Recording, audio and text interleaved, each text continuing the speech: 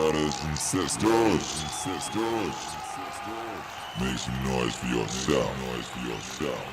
And welcome to the final Monday Meaningwave Live of 2020 AD.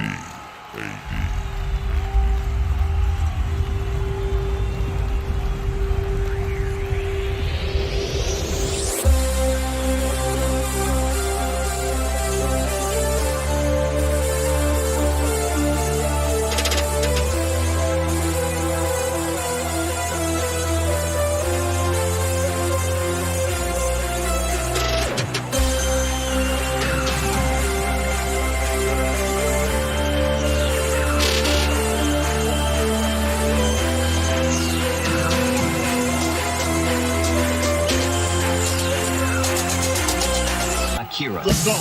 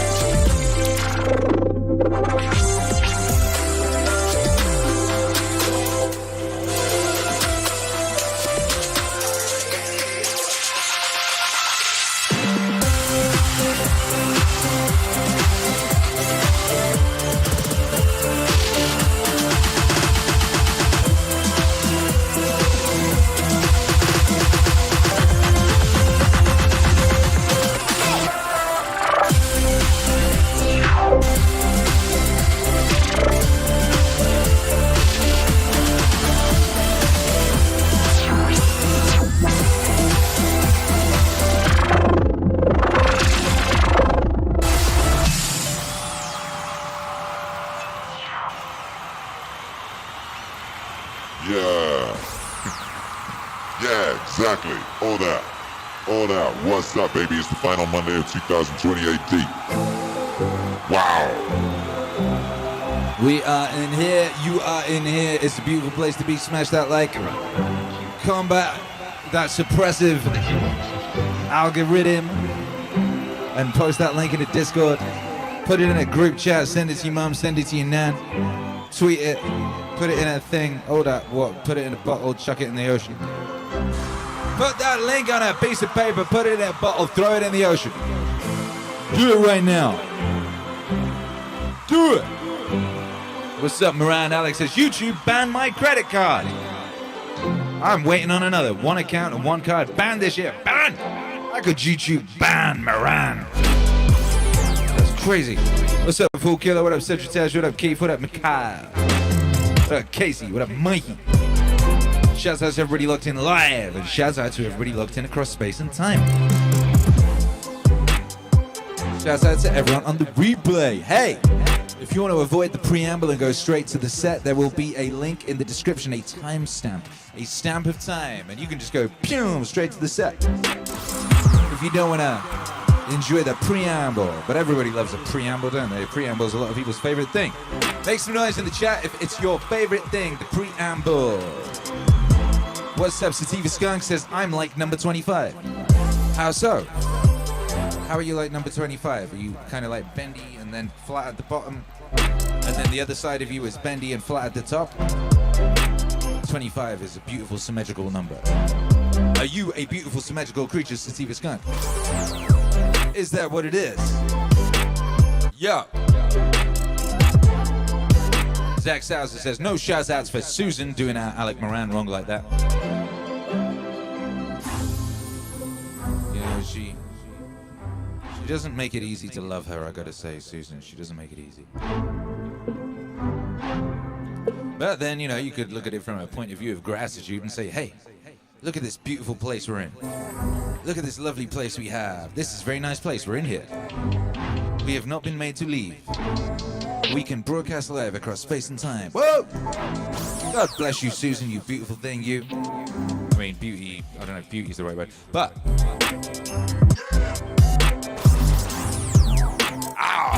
What's up, Becca H says, who skips the preamble? I love this part. I don't know, maybe people are busy.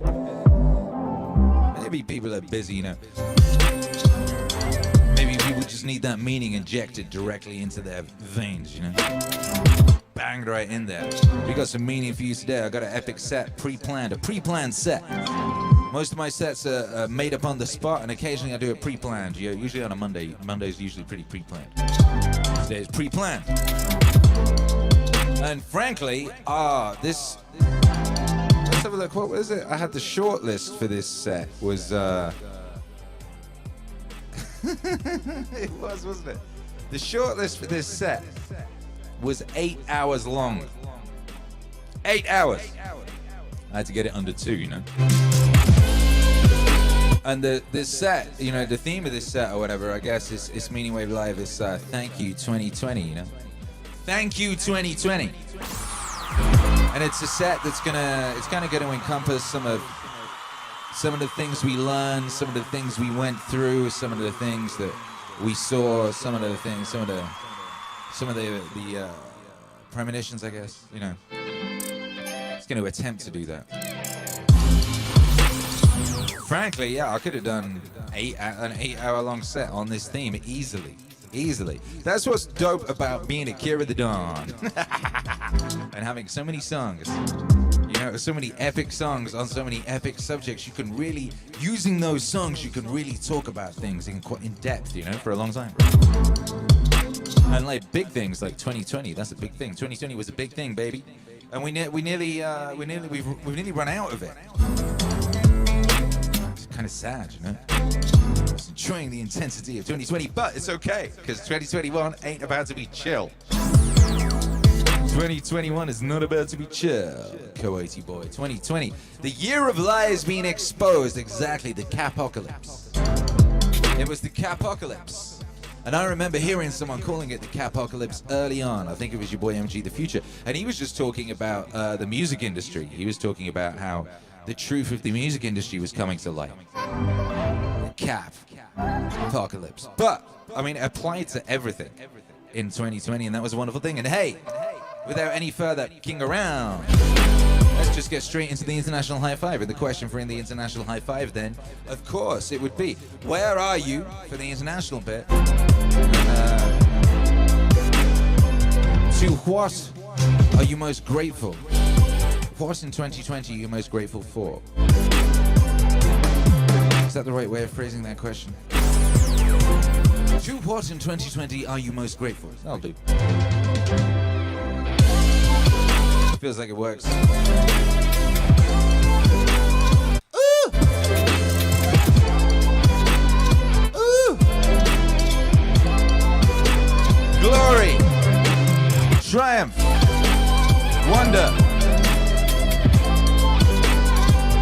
Be magic!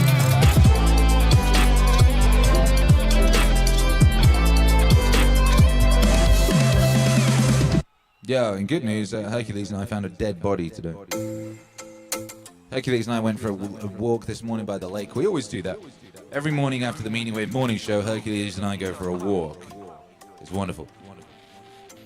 Anyway, we found a dead body this morning, and that was pretty cool. It wasn't a human, it was a deer. It was a fully stripped deer. Like, I think the coyotes took it, you know? I think they took every little piece of it, you know? They took the eyeball. Hercules is like, they took his eyeball, Dada. What they want with his eyeball? I said, you know, there's some good eating on an eyeball, boy. You know. He said, what happened to him, Dada? And I said, well, I guess the coyotes got him. And he said to me, this is very true, and you know this because you've seen him singing it. He said, life is suffering, Dada. I said, surely it is, boy. Surely it is. And it is, you know. And that was a beautiful thing. We had a wonderful walk, you know. And, you know, we saw the dead beast munched upon by all and sundry. We found a lake, you know, a second lake, and it was almost empty. And Hercules said, Herc, what did he say? He said, is this what the dystopian future will look like if all the humans go? So I guess so. Probably. Something like this. It was great, you know, there was like dead trees. You know, like a dead, dry-ass tree, you know? All this cracked ground where there used to be a lake, you know? And like carcasses of dead creatures. It was very cool. Very cool. And then we met a Polish family. We met some Polish people, you know, and you know, my granddad's Polish, you know? And it was this father and his two little kids, and they were playing with Hercules, and it was very sweet. And I was chatting with the guy, you know? He had a mystical air about him, you know? Kept going off to smoke like good old-fashioned Polish people do, you know? Anyway, eventually we were leaving, and you know, we'd had a nice time chatting and all that, and we hadn't swapped names though. Normally you do that at the beginning. We hadn't swapped names. I said, I'm Akira. I shook his hand, you know, and he said, Tadeus. No, he said Tad. I said Tad. I said, yeah, Tad. Tadeus. So that's my grandfather's name. It is my grandfather's name, you know. So that was very special, you know. That was a magical little pshum, pshum. You know, I love my grandfather. Shouts out to my grandfather. I love my grandmother. Shouts out to my grandmother. She died Christmas last year. Yeah. Shout out to the ancestors, of course. We are grateful to the ancestors every single day, you know. Operating from a position of gratitude is a very, very powerful thing, you know. A lot of diseases that they will give you shit drugs for can be cured with just a simple dose of gratitude, baby. A little bang bang of some gratitude will actually do for you what very, very expensive Pfizer or whatever it is, pharmaceutical concoctions claim to do. Gratitude will actually do that in real life.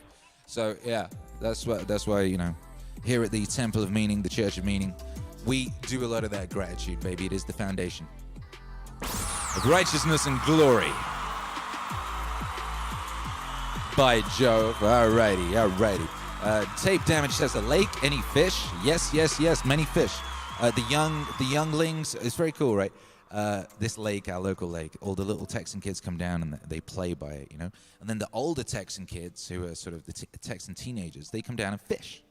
So wholesome, you know? You'll see all these young lads fishing. Psh, psh. None today. It was pretty, I guess they're all indoors, you know, eating chocolate, probably. It's Christmas. People eat chocolate at Christmas. I've heard word around town. Let's see what people are saying. Tape Damage says, I'm most grateful for digital art.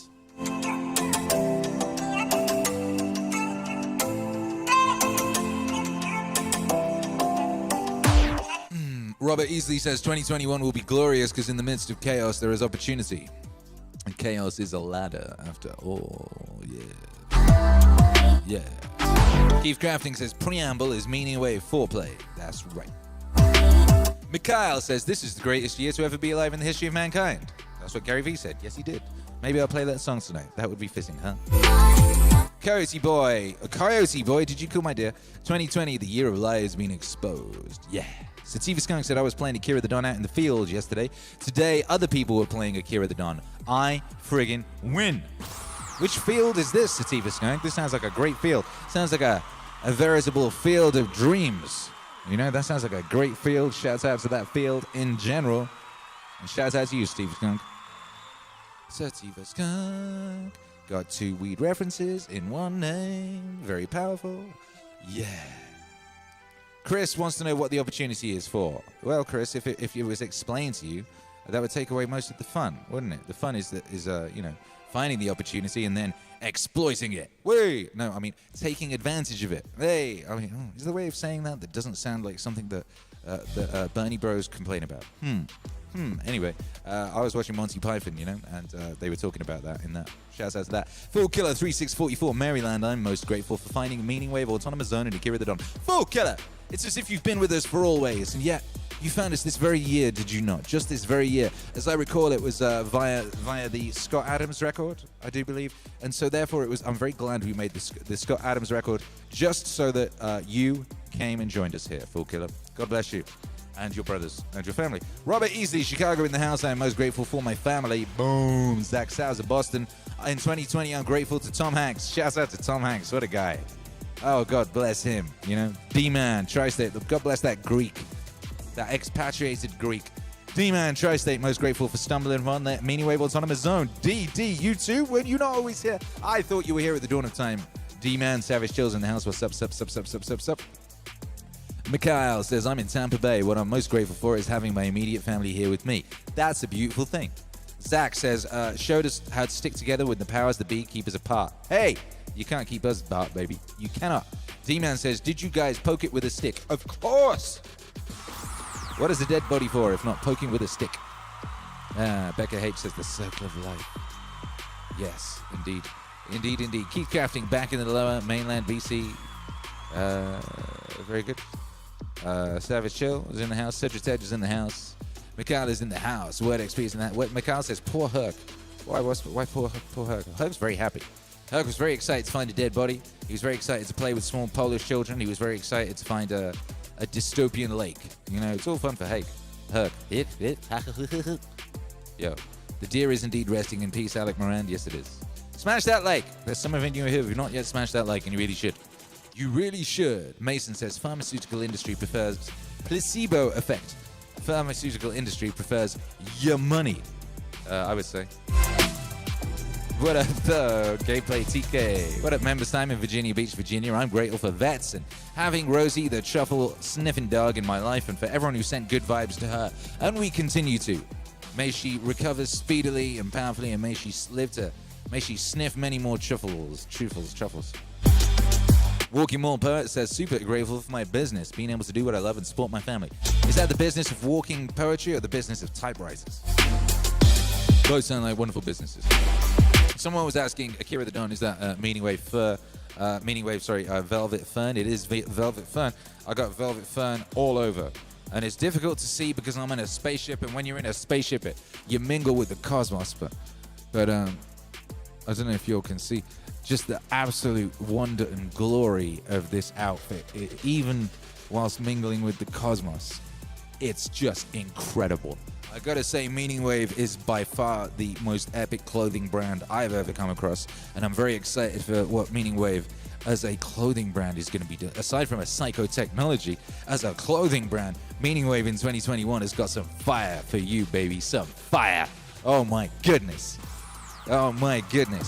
You know, we're just testing the boundaries of what's possible, and there's stuff I've always wanted to do with clothes, baby, and we're going to be able to do that stuff. I do believe. Hurrah! The car says, what I meant of poor Herc is that he saw a dead deer. That's a good thing, baby. That's important, you know. Life is, as Hercules notes, suffering. You know, and amongst death there is life, you know. Yea, as I walk through the valley of the shadow of death, and I said, good. Yeah! And Breeze to Grass says, I am grateful for pencils and fingers to use them to draw. That is a wonderful thing, and if that doesn't deserve an international high five, I don't know what does.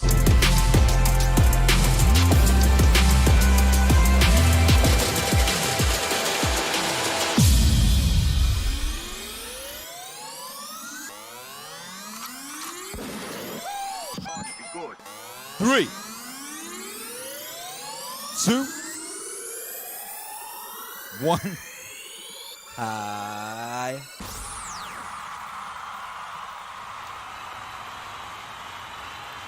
I would urge you to hold it. I would urge you to ingest the energies and the powers of your brothers and sisters across space and time. While you can. You know? While it is available to you. I would take it all, baby. I would take it all. Let's get it. This is Meaningwave Live. Thank you, 2020.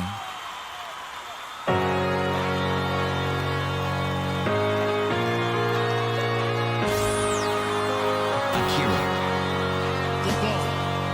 East Coast, South. Gratitude. On that 400 trillion to one thing, I'm grateful. Straight up, like I don't know what to say. Like you might have not been born, right? Like your dad could have been late to the apartment that day. On some real shit. Like I don't think people contextualize perspective. Like what? Like you're alive. Like you're alive. You could have been a tree. You could have like right? Like this is cool. Like life is good. Life is good. Like it's cool to have one. It's cool to have one. Life is good. Life is good. Like it's cool to have one. That's someone. One of the biggest things for me is being the bigger person. I hate conflict. Ironically, like I'm a tough guy when I have the mic and nobody else can talk, but in real life, I like happiness and vibes and like I've eaten shit my whole life. Kids stole hundreds of thousands of dollars from me in the liquor store.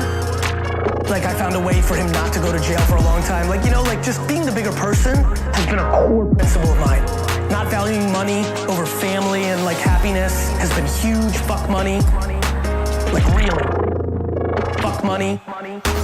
You cannot care about money more when you don't care about what people think about your money. You know? Life is good. Life is good. Like it's cool to have one. It's cool to have one. Life is good. Life is good. Like it's cool to have one. That's number one. Aye. Patience. Holy shit, I'm gonna live 4 more full lives. And no matter how crazy what I think about right now is, and like what I want to accomplish on or off the field, I got 4 fucking lives to do it. You guys know Grey Goose? The guy who invented that as an entrepreneur invented it at 78. 78 years old. You know? That's life. Like, do everything wrong. Have every dream you've ever had fucked up. Blame it on other people. The girl fucked it up. That injury fucked it up. Coach fucked it up. Blame everybody. Have everything go wrong. Be 57 years old and still have fucking 40 years to make it right. It's crazy, honestly. Like if there was some crazy new drug that I could like inject in you that gave you perspective of time, that's the drug I would give you. Straight up. Life is good. Life is good. Like it's cool to have one. It's cool to have one. Life is good. Life is good. Like it's cool to have one. That's someone. Life is good. Life is good. Like it's cool to have one. It's cool to have one. Life is good. Life is good. Like it's cool to have one. That's someone. It makes you optimistic. People are sitting here dwelling already. Dwelling already. Fuck, I shouldn't have come to Rutgers. Fucking knew it. Of course there's people thinking that. Like, that's just real life. Dwelling already, haven't even fucking started. Man, that's what I want to change.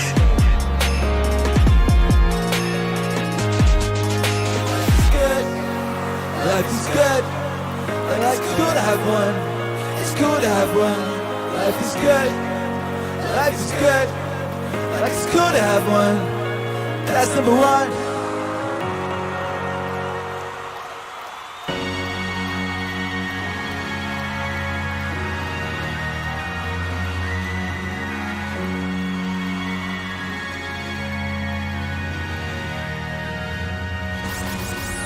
I wonder what you would do if you had the power to dream any dream you wanted to. I wonder what you would do if you had the power to dream any dream you wanted to. And you would, of course, be able to alter your time sense and slip, say, 75 years of subjective time into 8 hours of sleep. You would, I suppose, start out by fulfilling all your wishes. You could design for yourself what would be the most ecstatic life. Love affairs, banquets, dancing girls, wonderful journeys, love affairs, banquets,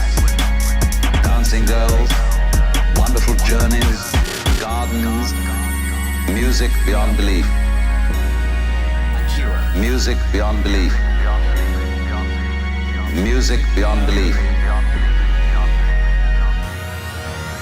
I wonder what you would do if you had the power to dream any dream you wanted. I wonder what you would do if you had the power to dream any dream you wanted. Any dream you wanted. Any dream you wanted. Any dream you wanted. I wonder what you would do if you had the power to dream any dream you wanted.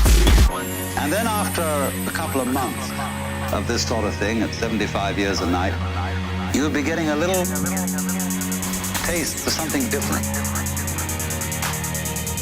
You would move over to an adventurous dimension where there were certain dangers involved and the thrill of dealing with dangers. And you could rescue princesses from dragons and go on dangerous journeys, make wonderful explosions and blow them up.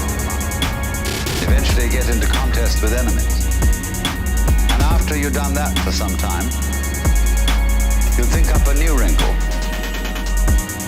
to forget that you were dreaming, so that you would think it was all for real, and to be anxious about it, because it'd be so great when you woke up. I wonder what you would do if you had the power to dream any dream you wanted. I wonder what you would do if you had the power to dream any dream you wanted. Any dream you wanted. Any dream you wanted. Any dream you wanted. I wonder what you would do if you had the power to dream any dream you wanted. And then you say, well, like children who dare each other on things, how far out could you get? What could you take? What dimension of being lost, of abandonment of your power, what dimension of that could you stand? You could ask yourself, you know you'll eventually wake up. After you'd gone on doing this, you see, for some time, you would suddenly find yourself sitting around in this room with all your personal involvement, problems, etc., talking with me. How do you know if that's not what you're doing? Could be. Because after all, what would you do if you were God? I wonder what you would do if you had the power to dream any dream you wanted. I wonder what you would do if you had the power to dream any dream you wanted. Any dream you wanted. Any dream you wanted. Any dream you wanted. I wonder what you would do if you had the power to dream any dream you wanted. I wonder what you would do if you had the power to dream any dream you wanted to. I wonder what you would do if you had the power to dream any dream you wanted to. Any dream you wanted to. Any dream you wanted to. Any dream you wanted to. I wonder what you would do if you had the power to dream any dream you wanted to. What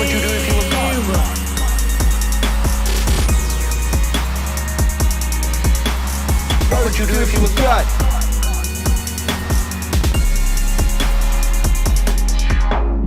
What would you do if you were God?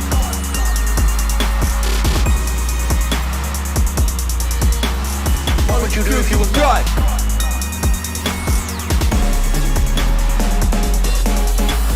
What would you do if you were God?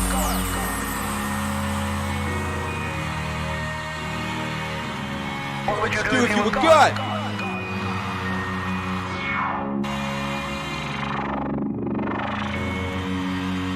Meaningwave Autonomous Zone, make some noise for yourself.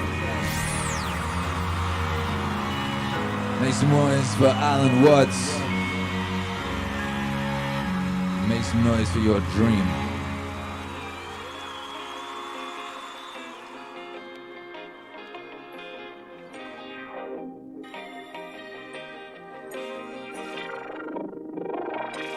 Akira.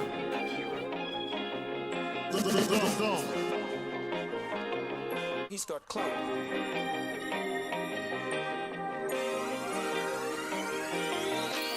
One thing I wanted to say is,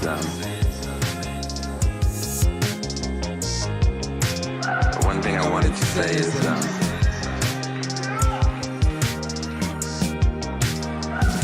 don't be fooled by the internet. Don't be fooled by the internet. It's cool to get on the computer, but don't let the computer get on you. It's cool to use the computer, don't let the computer use you. You all saw the Matrix.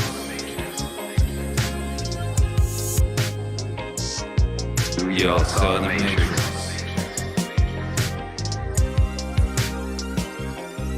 There's a war going on with battlefields in the mind, and the prize is the soul. The prize is the soul. The prize is the soul. There's a war going on with battlefields in the mind, and the prize is the soul. The prize is the soul. The prize is the soul.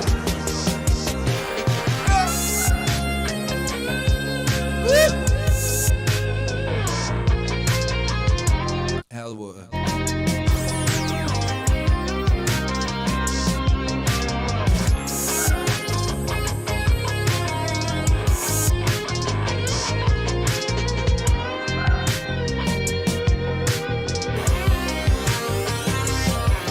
There's a war going on with battlefields in the mind, and the prize is the soul. The prize is the soul. The prize is the soul. There's a war going on with battlefields in the mind, and the prize is the soul. The prize is the soul. The prize is the soul. Be careful.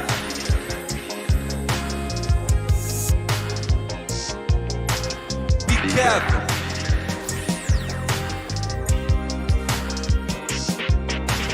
Be careful.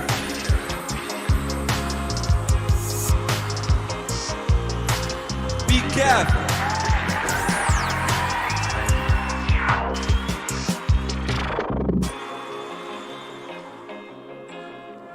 Make some noise for Prince.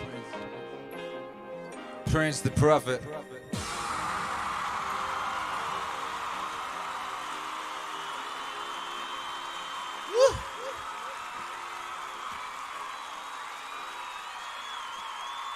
I must not fear. Fear is the mind killer. I must not fear. Fear is the mind killer. Fear is the little death that brings total obliteration. I will face my fear. I will permit it to pass over me and through me. And when it has gone past, I will turn the inner eye to see its path. Where the fear has gone, there will be nothing. Nah.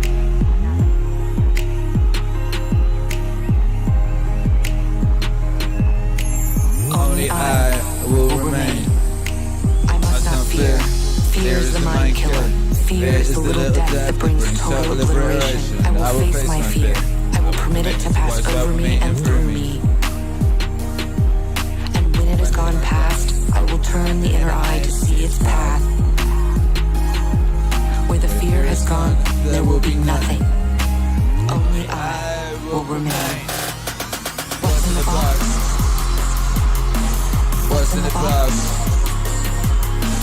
What's in the box? Pain. Pain. What's in the box? What's in the box? What's in the box? Pain. Pain. What's in the box? What's in the box? What's in the box? Pain. Pain. Ow. What's in the box? What's in the box? What's to the black?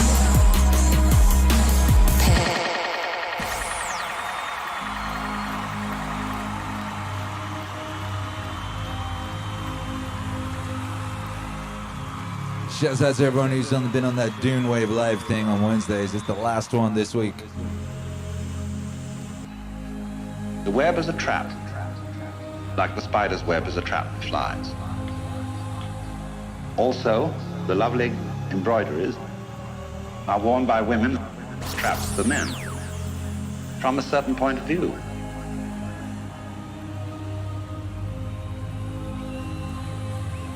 From a certain point of view. And I want to consider the web as something playful. You see, there are so many ways of looking at it. And you will find that all these ways are right, but what we need is the fullness of the view. From a certain point of view. Of the view. From a certain point of view. What we need is the fullness of the view. From a certain point of view. From a certain point of view. What we need is the fullness of the view. From a certain point of view. From a certain point of view. What we need is the fullness of the view. From a certain point of view. From a certain point of view. What we need is the fullness of the view. From a certain point of view. From a certain point of view. There are people, for example, who can see the web as a trap and get stuck with that. There are people to whom existence is simply hateful. They see it as nothing but a ghastly mistake. The Lord really erred when he created this world, because he arranged it in such a way that everything lives by eating something else. And what I'm doing is I'm describing a certain point of view. From a certain point of view. I'm not exactly philosophizing, I'm describing a point of view. You can look at life in such a way that the whole thing is this ghastly mistake. For example, there is no such thing as genuine kindness or love. Everybody is really pretending that they're loving other people in order to get some advantage from them. And indeed, there is a point of view which occurs in certain forms of paranoia, where people don't seem to be real. They are mechanisms. And you can think that out quite intensely with a good deal of intelligence. After all, if you start from a good old Darwinian or Freudian basis and see that man is a material machine and that the consciousness of man is simply a very involved and complicated form of chemistry, well, then this awful mechanical things, these Frankenstein that everybody is, they come around and they say, well, I'm alive. I'm a human being. I have a heart. I love, I hate, I have problems. I feel. And you feel like saying, come off it. You're just a monster. And you put on the civilized act because really you're just a set of teeth on the end of a tube. What we need is the fullness of the view. From a certain point of view. From a certain point of view. What we need is the fullness of the view. From a certain point of view. From a certain point of view.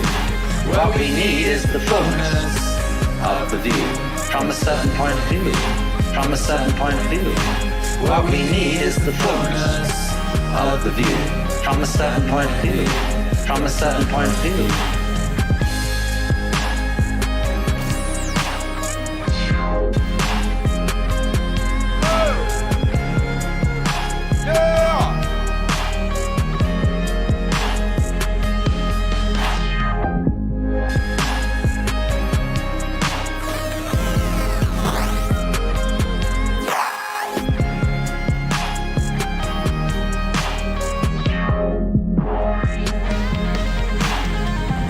Got a ganglion behind those teeth, which you call your brain or your alleged mind.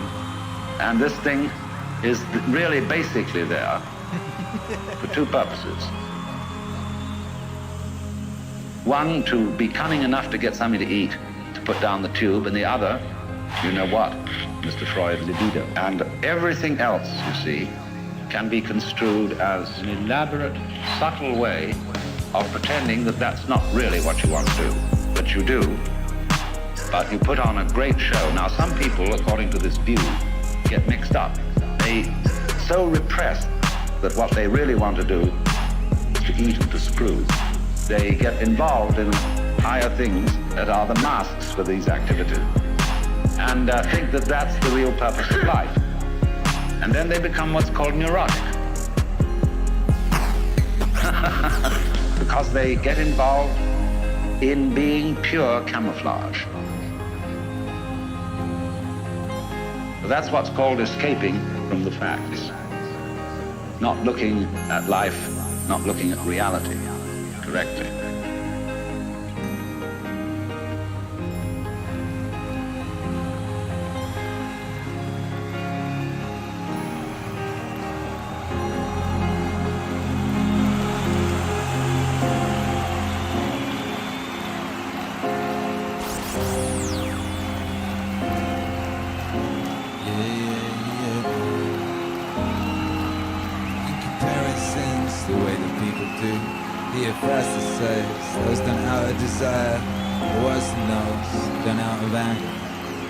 Which is good philosophy.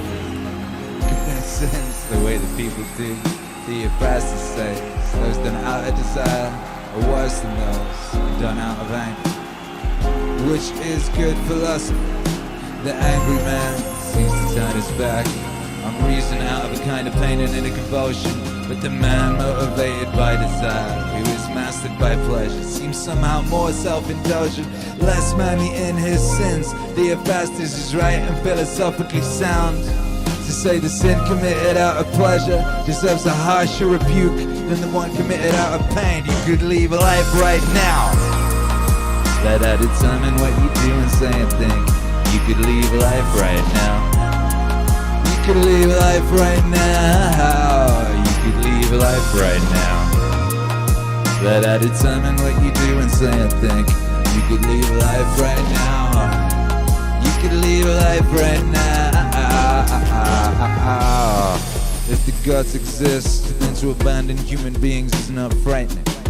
The gods would never subject you to harm.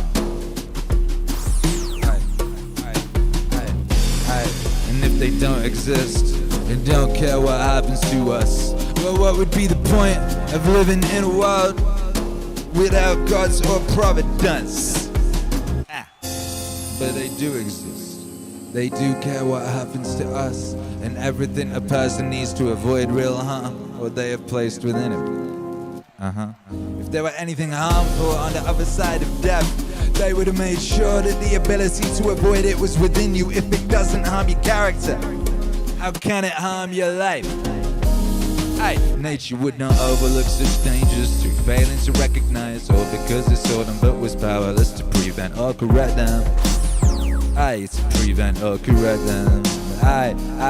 Nor would it ever, through inability or incompetence, make such a mistake as to let good and bad things happen indiscriminately to good and bad alike. Good and bad alike. Good and bad alike. But death and life, success and failure, pain and pleasure, wealth and poverty, all these happen to good and bad alike. Good and bad alike. Good and bad alike. Good and bad alike. But death and life, success and failure, pain and pleasure, wealth and poverty, all these happen to good and bad alike, and they are neither noble nor shameful, and hence they're neither good nor bad. You could leave life right now. Let that determine what you do and say and think. You could leave life right now. You could leave life right now. You could leave life right now.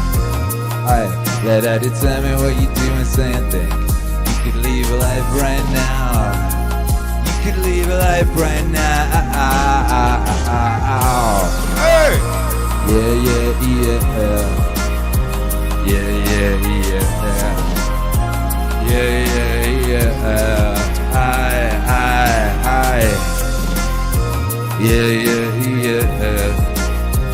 Yeah, yeah, yeah. Yeah, yeah, yeah.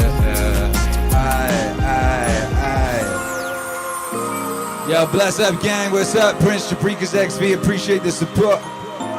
Says my brothers and sisters, bless up, and thank you, Akira. And what about Meaningwave velvet tracksuits? Is there a need? There is a need. There is a need. It's one of the things I wish to create. It really, really is. That velour tracksuit, baby. Them his and hers, baby pink and baby blue velour tracksuit. Ha! Come on. Come on, you already know. Follow the way, baby. Follow the way. Woo! Yeah, yeah.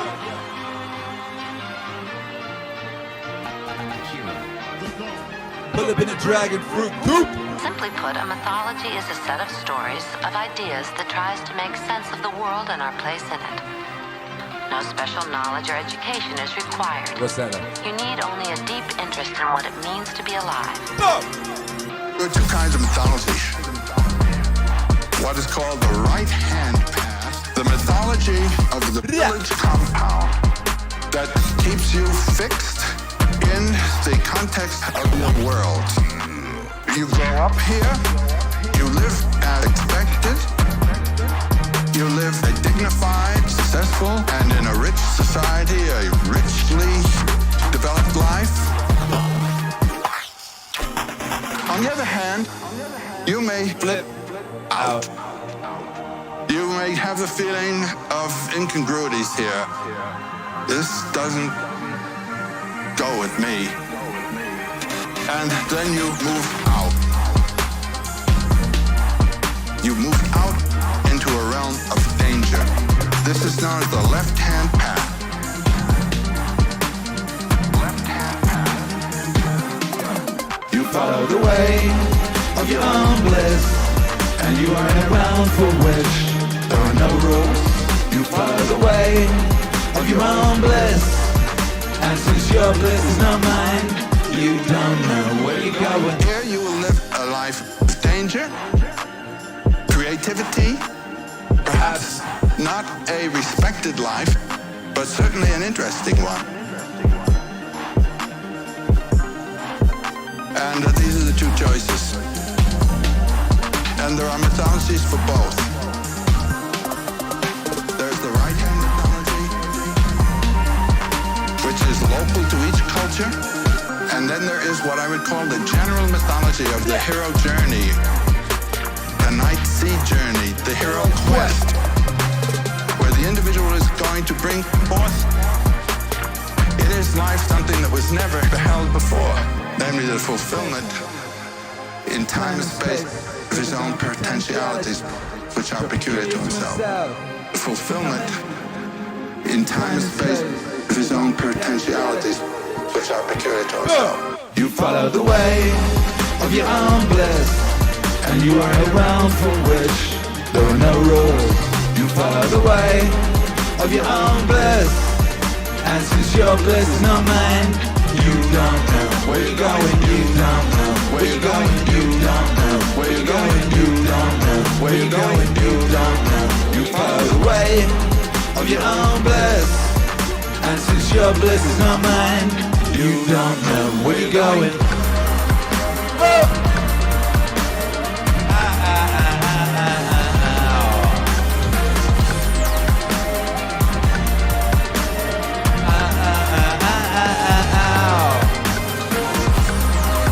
What's up, Sammy Joe? I see you. Bless up.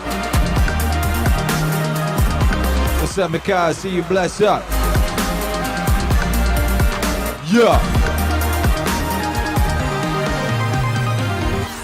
Amazing! Nice! That unreleased Joseph Campbell, baby, that's sweet, sweet.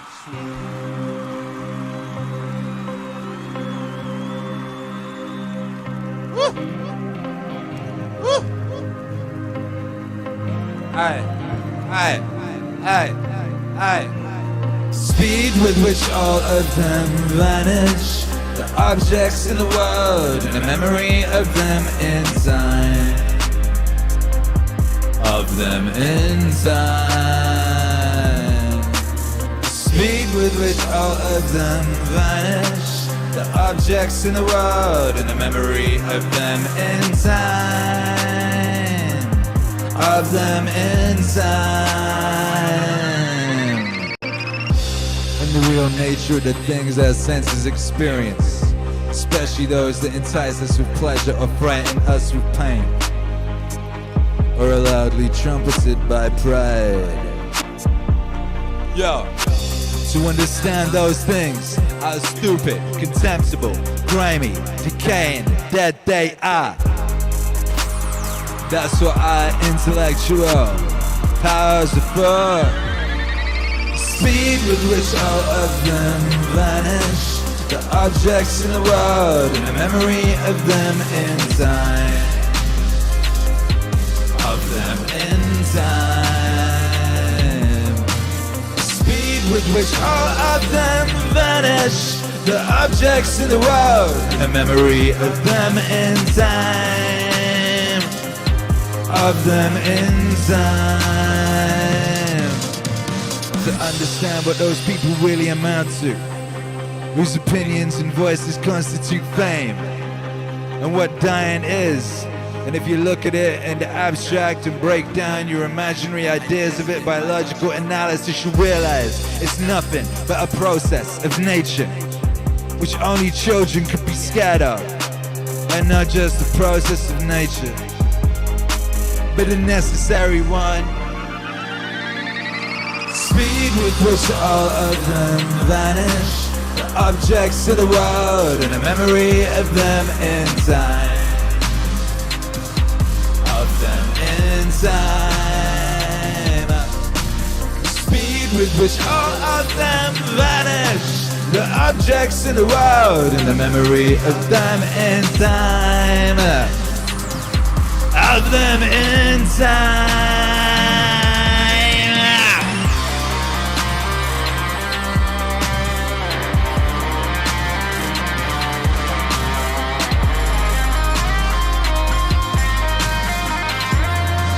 MAC makes noise!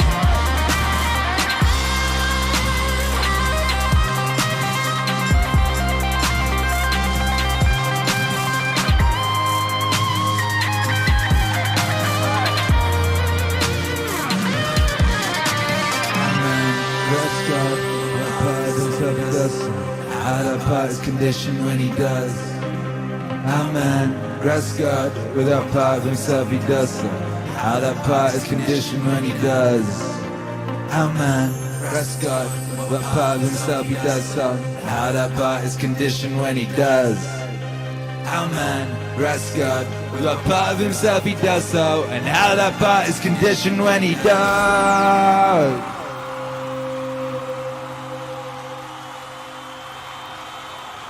Marcus Aurelius, make some noise for Alan Watts is back. What a time to be alive. I think that would be a good conversation, you know. Akira. Marcus Aurelius and Alan Watts at a game of chess. Yeah. The way the world actually is an enormously complex, interrelated organism. The way the world actually is an enormously complex, interrelated organism. The same problem arises in medicine because the body is a very complexly interrelated organism. And if you look at the body in a superficial way, you may see there's something wrong with it. It's chickenpox. And there's spots that itch. You might say, well, the spots are there, cut them off. So you kill the bug. Well, then you find you've got a real problem. Because you have to introduce some bugs to kill the bug. It's like bringing rabbits into Australia. And that starts going all over the place and getting out of there. But then you think, well, now wait a minute. It wasn't the bugs in the blood. There are bugs all over the place. What was wrong with this person? That his blood system suddenly became vulnerable to those particular bugs. His resistance wasn't up. Therefore, what you should have given was not an antibiotic, but vitamins. Okay, so we're going to build up his resistance. But resistance to what? You may build up resistance to this and this and this class of bugs, but then there's another one that loves that situation. He comes right in. Yeah. Jamal. The way the world actually is an enormously complex, interrelated organism. The way the world actually is an enormously complex, interrelated organism. See, we always look at the human being medic in bits and pieces. Because we have heart specialists, lung specialists, bone specialists, nerve specialists, and so on. And so on. And they each see the human being from their point of view. There are a few generalists, but they realize the human body is so complicated that no one mind can understand it. And furthermore, supposing we do succeed in healing all these people of their diseases, what do we then do about the population problem? I mean, we've stopped cholera, the black bubonic plague, we're getting the better of tuberculosis, we may fix cancer and heart disease. Then what will people die of? Well, let us go on living. There'll be enormous quantities of it. Then we have to fix this birth thing. Pills for everybody. Then we find what are the effects, the side effects of those pills? What are the psychological effects upon men and women of not breeding children in the usual way? We don't know. We don't know. We don't know. We don't know.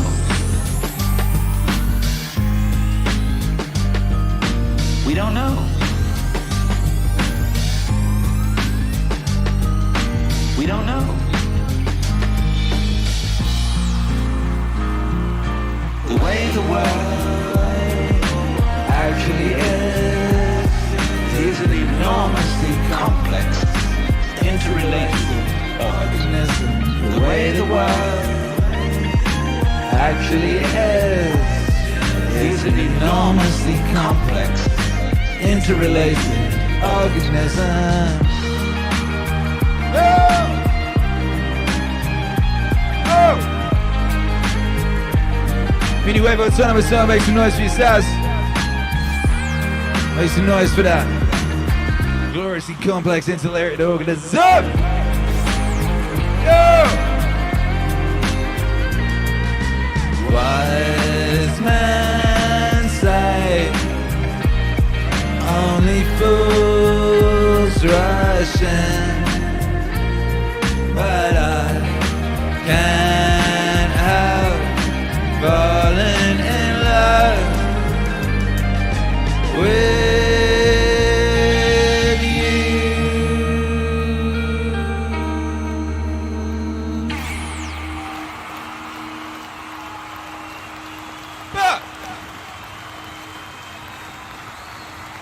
Akira. People want to know how to stop the laziness, and they want to know how to stop the procrastination. Thank you, 2020.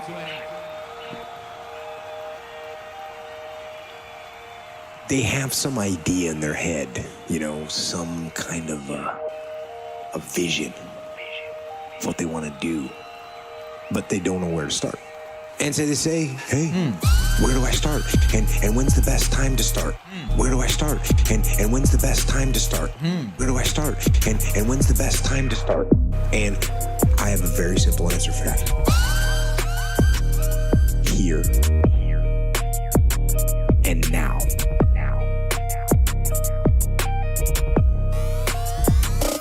That's it. Go! You want to improve? You want to get better? Go! You want to get on a workout program or a clean diet? You want to start a business? Go! You want to write a book or make a movie or build a house or a computer or put together some mobile application? Go!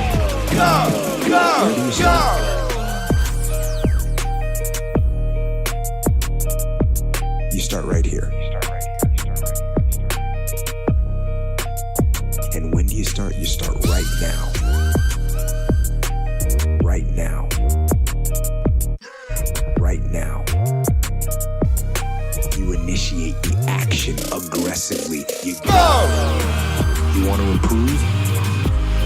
get better? Go! You want to get on a workout program or a clean diet? You want to start a business? Go! You want to write a book or make a movie or build a house or a computer or put together some mobile application? Go! The idea isn't going to execute itself.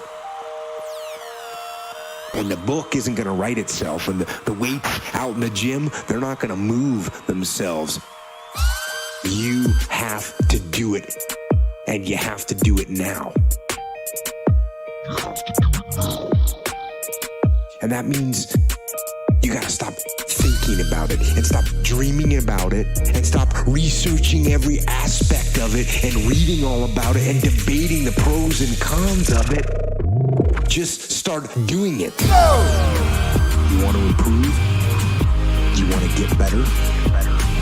You want to get on a workout program or a clean diet? You want to start a business? You want to write a book or make a movie or build a house or a computer or put together some mobile application? Go! You want to improve? You want to get better? Go! You want to improve? You want to get better? Take that first step and make it happen. Get after it. And get after it here and now.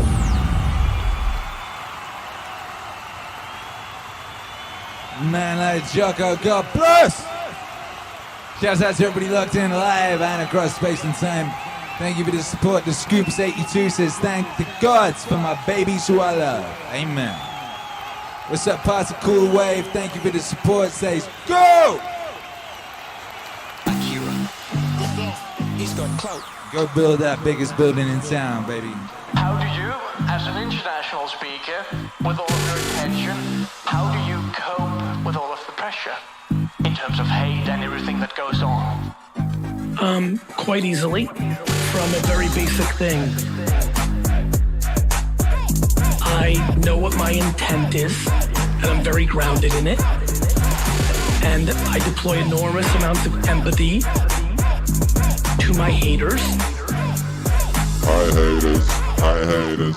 When somebody leaves a comment that I'm a charlatan or a snake oil salesman, or my daddy gave me the money to build the liquor store and I shouldn't be listened to, I understand why they say that. I know it's not true. It feeds me in a very good way. And so for me, to be very honest with you, it's been very easy because when your intent is pure, I think about succeeding in one very simple story. There are two ways, my friends, to build the biggest building in town. Step number one. Just build the biggest building in town. Build the biggest building in town. Step number one. Just build the biggest building in town. Build the biggest building in town. Step number two. Build a decent-sized building and then spend all your time trying to bring everybody else's building around you down so you end up being the biggest building in town. My friend, 95% of people try to do number two. But when you know you can build the fucking biggest building in town, you do that. You do that. And so because I know what my intent is, I just don't value anybody's opinion about me, including my parents and wife and children, more than I value my opinion about myself. Just build the biggest building in town. Build the biggest building in town. Step number one. Just build the biggest building in town. Build the biggest building in town. Just build the biggest building in town. Build the biggest building in town. Step number one. Just build the biggest building in town. build the biggest building in town. Shouts out to everyone in the MAZ building them big ass buildings, baby. I mean, being that building that big ass buildings, not Jenga in them things, you know what I mean? Building them big ass sandcastles, not running around eating everyone else's.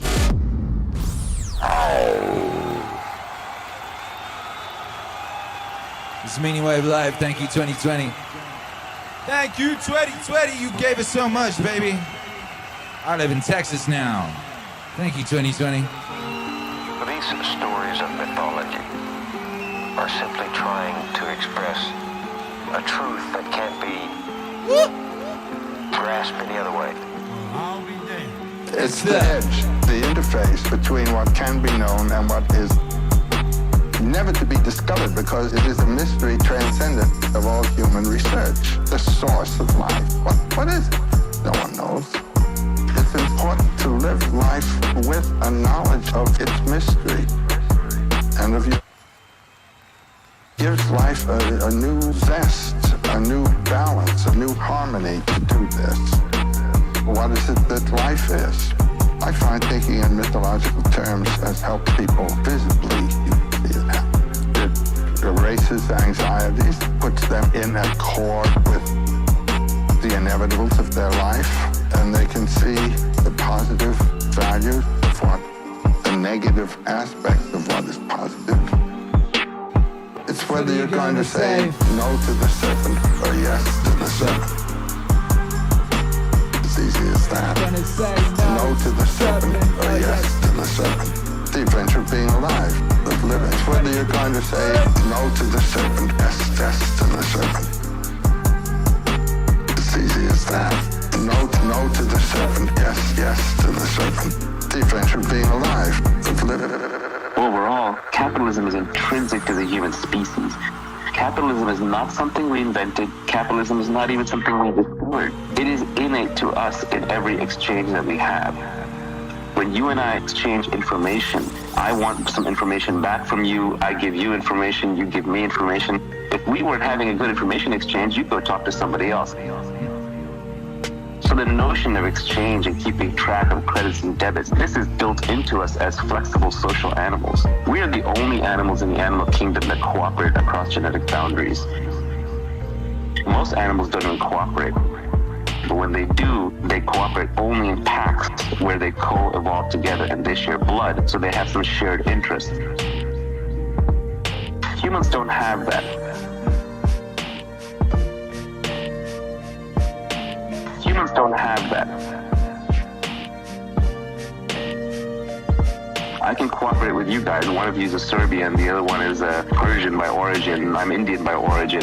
We have very little blood in common, basically none, but we still cooperate. And what lets us cooperate? It's because we can keep track of debits and credits, who put in how much work, who contributed how much. That's all free market capitalism is.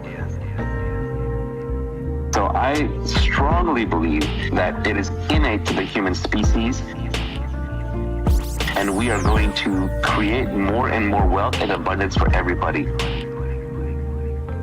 Everybody can be wealthy, everybody can be retired, everybody can be successful.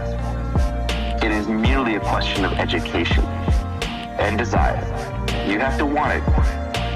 Everybody can be wealthy, everybody can be retired, everybody can be successful. It is merely a question of education and desire. You have to want it. If you don't want it, that's fine, then you opt out of the game. But don't try to put down the people who are playing the game. Who are playing the game.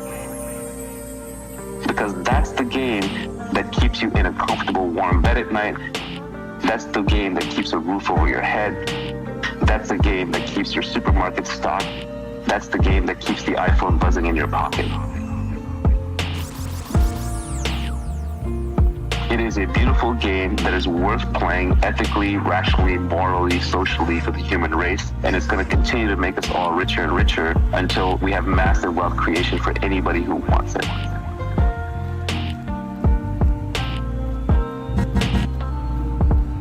The US is a very popular country for immigrants because it's the American dream. Anyone can come here, be poor, and then work really hard and make money and get wealthy. The definition of wealth is different for different people. A first world citizen's definition of wealth might be, oh, I have to make millions of dollars and I'm completely done. Whereas to a third world poor immigrant just entering the country, and we were poor immigrants who came here when I was fairly young, wealth may just be a much lower number. It may just be like I don't have to work a manual labor job for the rest of my life that I don't want to work. But groups that despise it will essentially bring the entire group down to that level. If you get too many takers and not enough makers, society falls apart. Everybody can be wealthy, everybody can be retired, everybody can be successful. It is merely a question of education and desire. You have to want it. Everybody can be wealthy, everybody can be retired, everybody can be successful.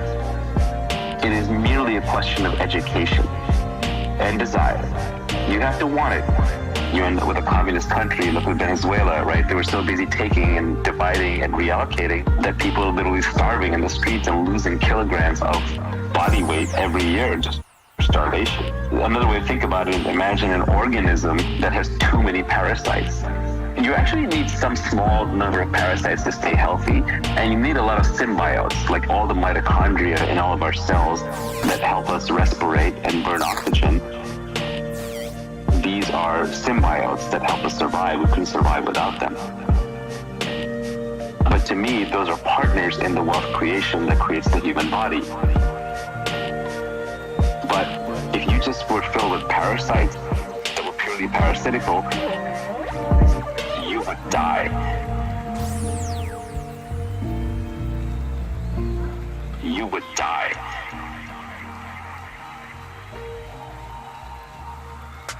Any organism can only withstand a small number of parasites. And when the parasitic element gets too far out of control, you die. Everybody can be wealthy, everybody can be retired, everybody can be successful. It is merely a question of education and desire. You have to want it. Everybody can be wealthy, everybody can be retired, everybody can be successful. It is merely a question of education and desire. You have to want it. I'm talking about ethical wealth creation. I'm not talking about monopolies. I'm not talking about crony capitalism. I'm not talking about mispriced externalities like the environment. I'm talking about free minds and free markets, small-scale exchange between humans that's voluntary and doesn't have an outsized impact on others. But I think that kind of wealth creation, if a society does not respect it, if a group does not respect it, that society will plunge into ruin and darkness.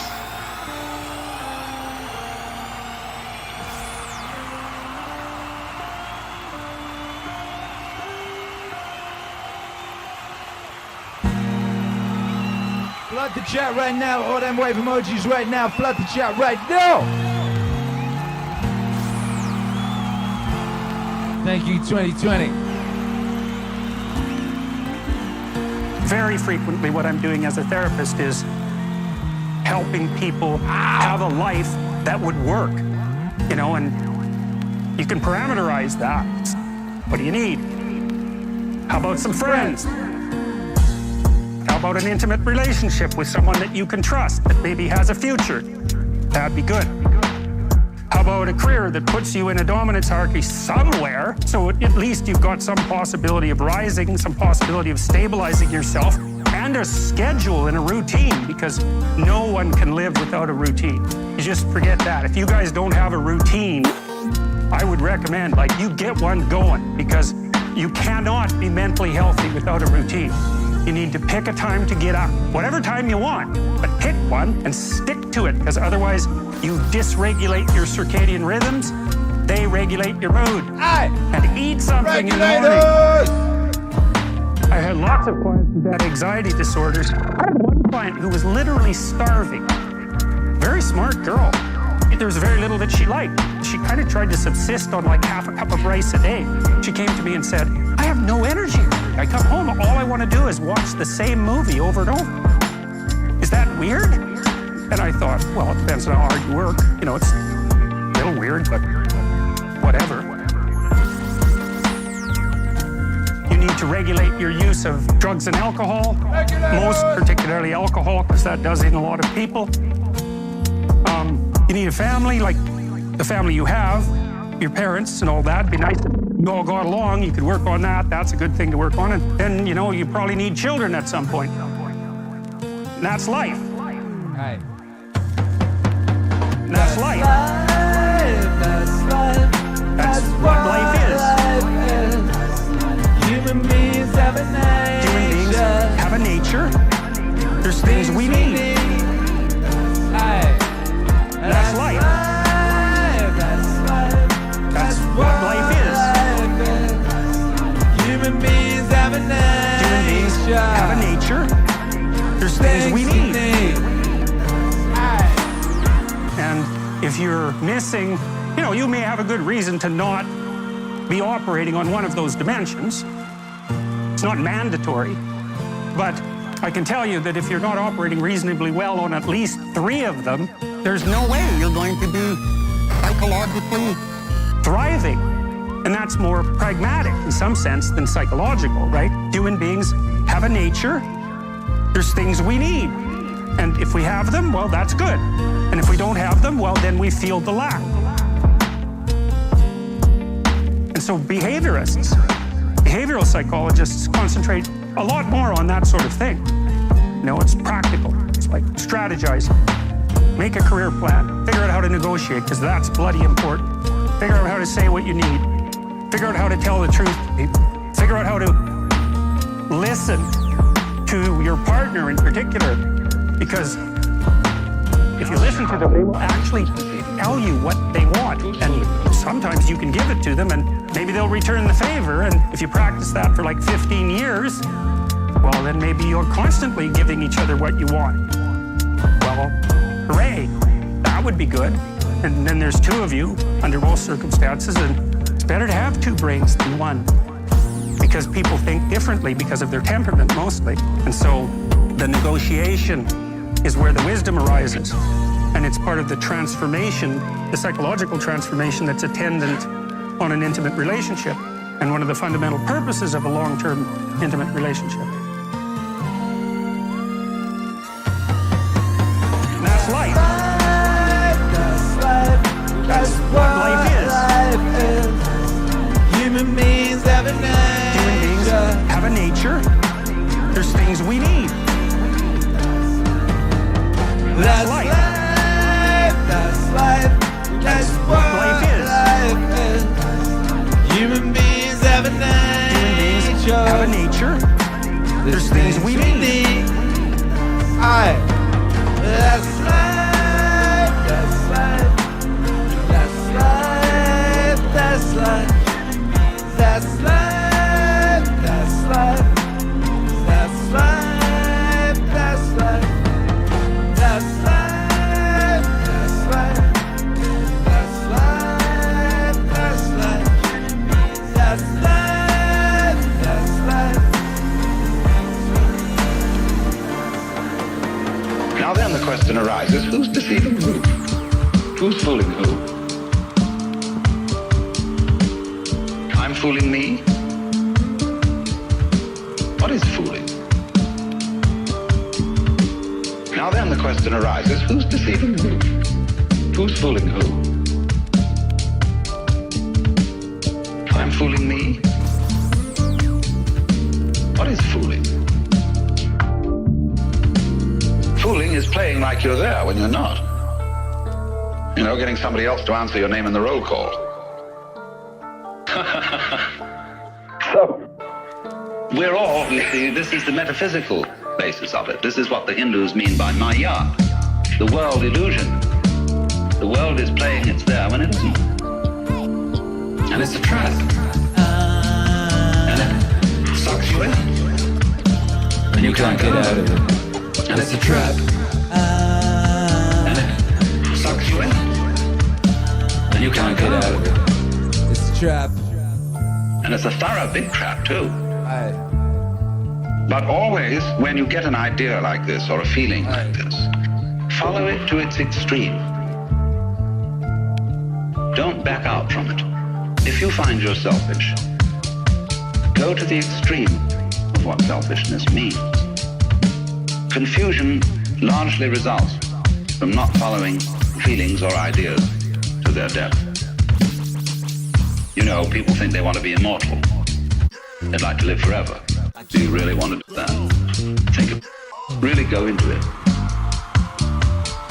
What it would be like. People say they want this, that, and the other. They want this kind of car, they want this kind of dress, this much money, and so on. It's always a good idea to think it right through. What it would involve to be in that situation, to have those desires fulfilled. It's a trap. And it sucks you in. And you can't get out of it. It's a trap. And it sucks you in. And you can't get out of it. It's a trap. And it sucks you in. And you can't get out of it. It's a trap. And it sucks you in. And you can't get out of it.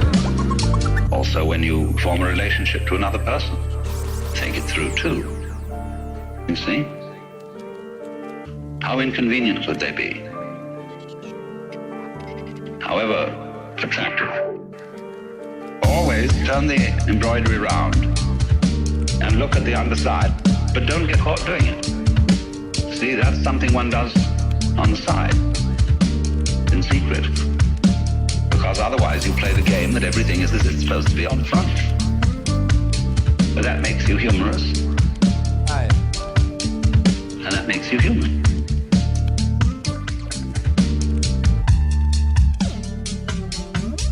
But that makes you humorous. And that makes you human. But that makes you humorous. And that makes you human. But that makes you humorous. And that makes you human. But that makes you humorous. And that makes you human. But that makes you humorous.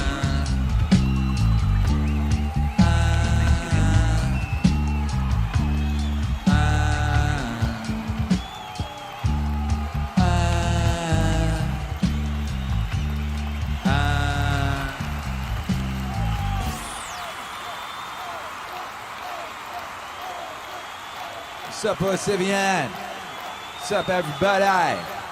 Ossivian has a message. Thank you for the support, baby. He says, if I was to love myself. This one goes out to all the Mezzalantians. You are necessary. The world needs you, and I appreciate you, baby. What's up, the Scoops? This is a mystic, grateful to the gods. What you miss? You ain't miss nothing, baby. You here. What's up, Maria Lizak? This is not a request show. God bless. This is, as I said earlier, a set that has been considered with great care and thought in advance. What up, baby? It's Jocko. Who wants more Jocko? Who's ready for Jocko in 2021? Aye. So I wake up early. I wake up at 4:45. I like to have that psychological win over the enemy. The enemy. When I wake up in the morning and I don't know why, I'm thinking about the enemy. Yeah. And what they're doing. And I know I'm not active duty anymore, but it's still in there that there's a guy that's in a cave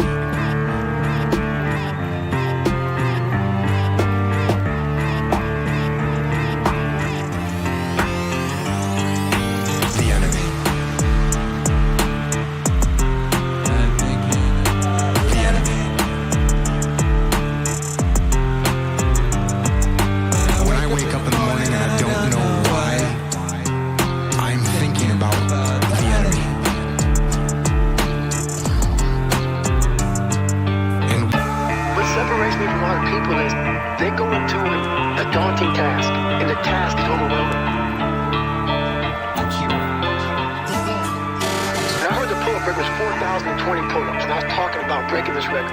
People are like, oh my God. I went right to a pen and paper. What are you doing? I'm doing the math, man. I'm doing the math, man. What are you talking about? I'm doing the math, man. I'm open-minded to the fact that, okay, if I do 5 pull-ups in a minute for so many hours, I can get so many pull-ups in. How much time do I have to rest? I was breaking the math down. You have to be open-minded to the possibilities that I can do this.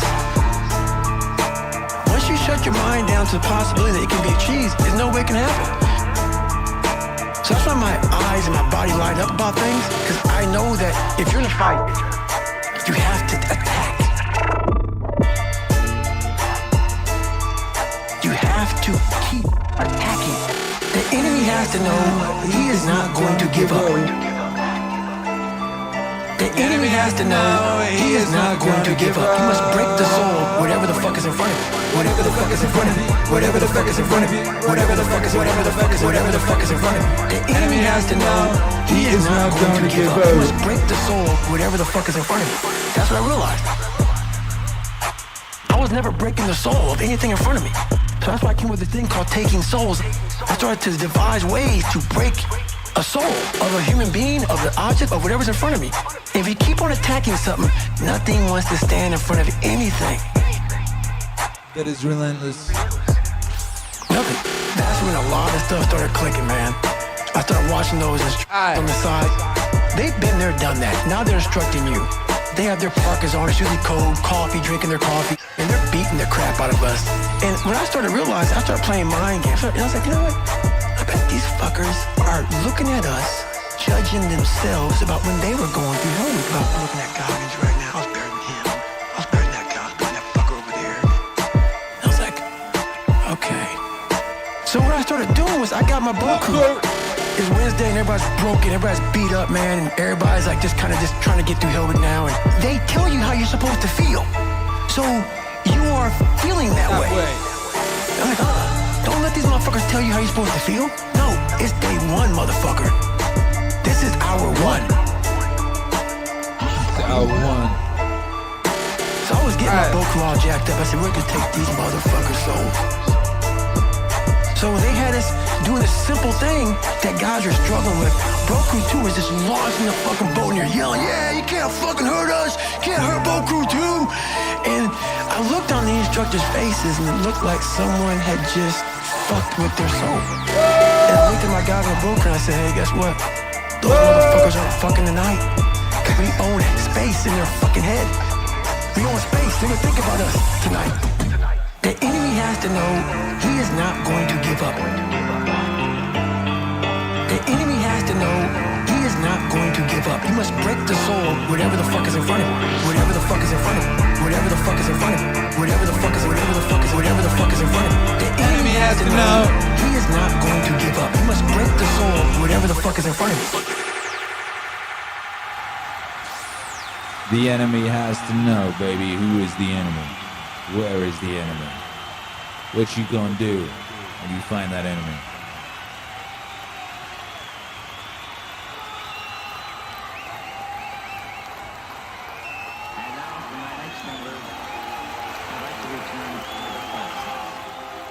Jung had a patient come to him who felt alone,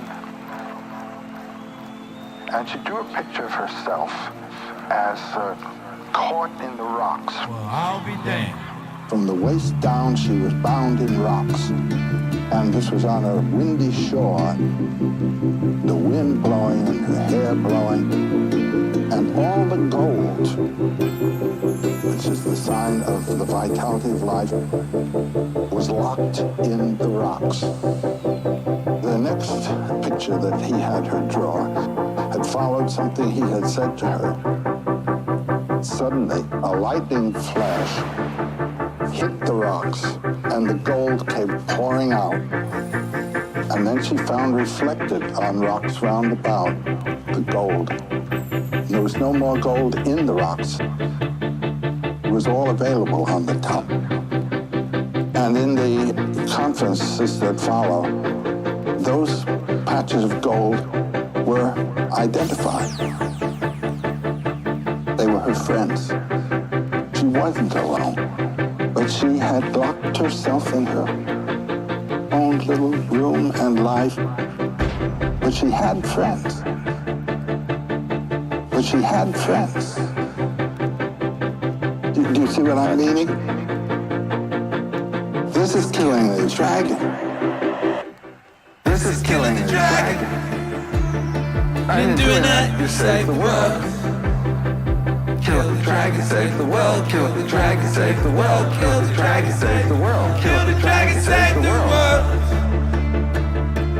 Save the world.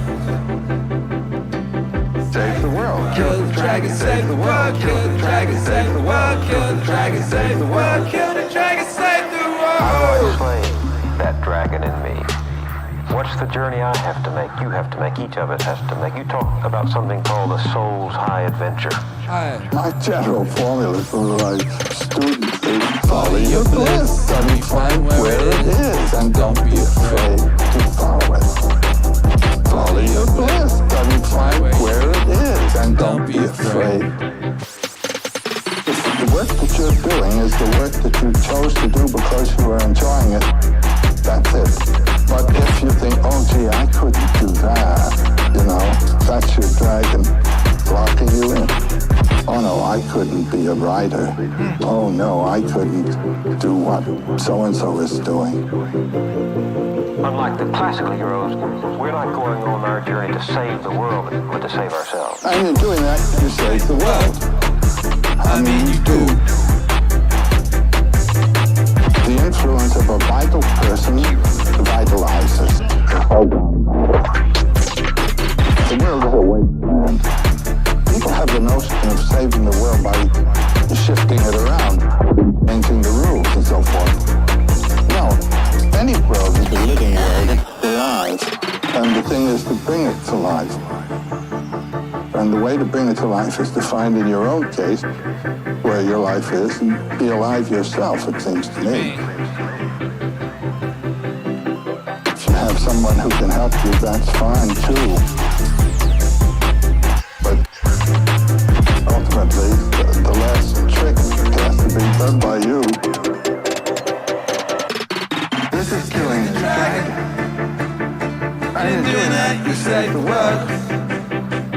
Kill the dragon, save the world. Kill the dragon, save the world. Kill the dragon, save the world. Kill the dragon, save the world. Save the world.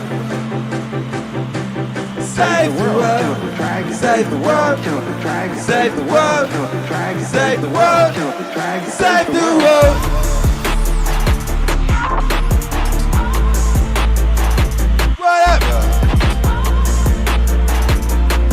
Yo, God bless you, Flag Out Films. Thank you for the support.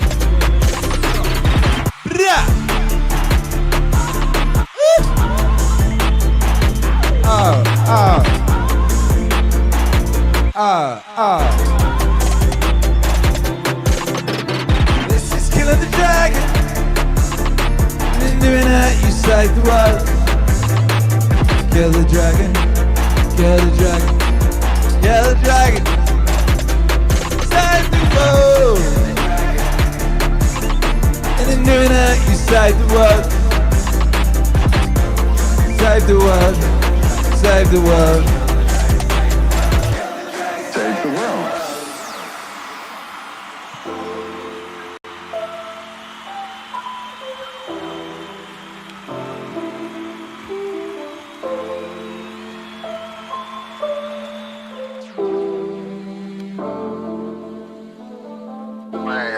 I find I have some beliefs that are too inflammatory to even discuss, unfortunately. Because there are certain things in society that you're not allowed to believe or speak publicly. And so I'll just never say that. I'll just leave them in my mind. Because there are certain things in society that you're not allowed to believe or speak publicly. And so I'll just never say that. I'll just leave them in my little head. But mostly, I find all these things ridiculous. First of all, I hate that we force people into identifying themselves by little tiny... because we oppress people, we further oppress them by forcing them to identify themselves as what I consider less than human.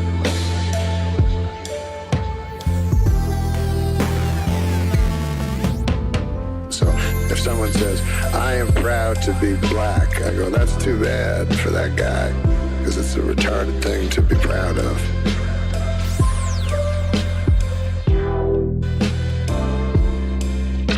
With white power, if someone says, I'm proud to be white, we see how ridiculous that sounds. But we don't see it when a person says, because they've been oppressed, I'm proud to be black. But it is ridiculous. We've pushed them into a corner where now they're going to spend their whole life identifying themselves by the pigment of their skin, which is a sad waste of life. If you say, I'm proud to be gay, that's what I am, and that's how I'll live my life. Well, boy, you're really limiting yourself. Too bad, and I know you've been forced into it by being pushed down and oppressed, but it's still very, very sad.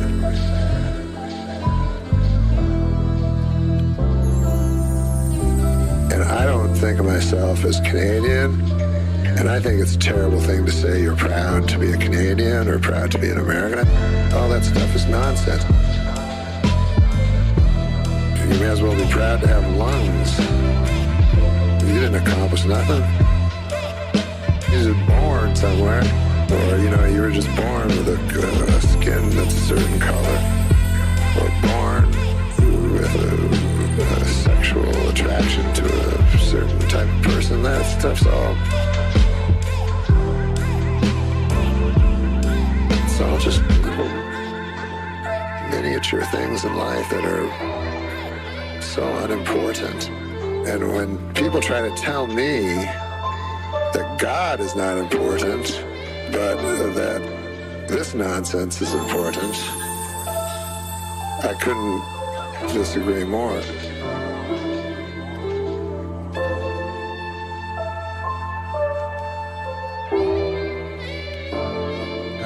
Because there are certain things in society that you're not allowed to believe or speak publicly.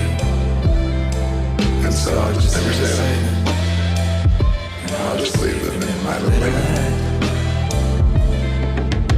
There are certain things in society that you're not allowed to believe or speak publicly. And so I'll just never say them. And I'll just leave them in my little head. There are certain things in society you're not allowed to believe or speak publicly. And so I just never say them. And I'll just leave them in my little head.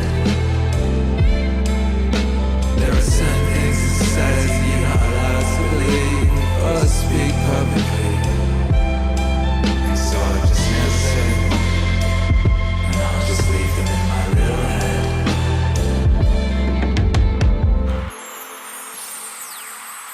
Make some noise for Norm MacDonald and his first appearance, second appearance, first full appearance in the MU. People often ask me, do you believe in God? I don't like that question. First of all, it's an attempt to box me in a sense.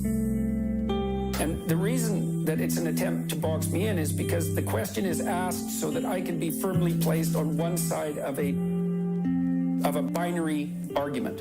The reason I don't like to answer it is because A, I don't like to be boxed in, and B, because I don't know what the person means by believe or God. And they think they know. And the probability that they construe belief and construe God the same way I do is virtually zero. It's a question that doesn't work for me on multiple levels of analysis, but strangely enough, just as we were talking, the answer to that question popped into my head. I act as if God exists. I act as if God exists.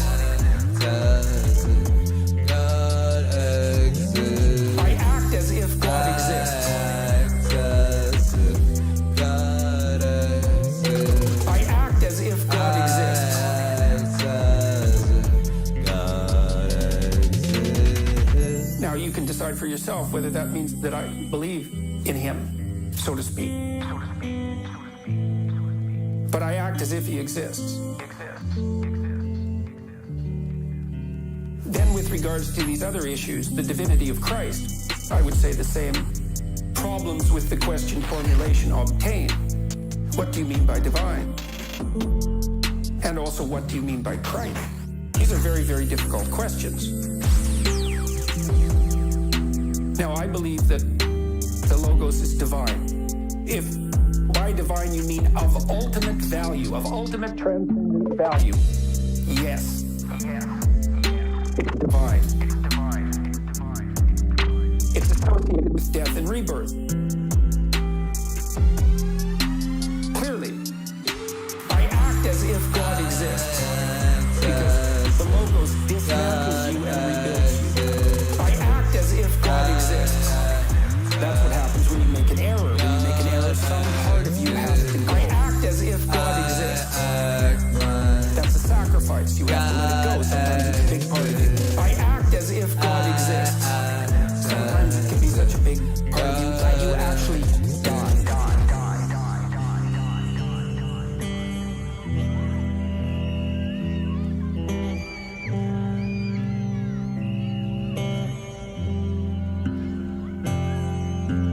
Instead of dying and being reborn. Is there something more than merely metaphorical about the idea of dying and being reborn?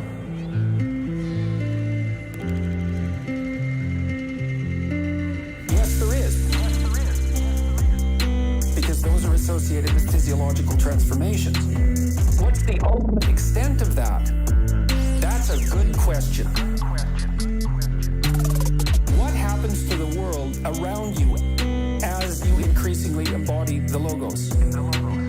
We don't know. We don't know.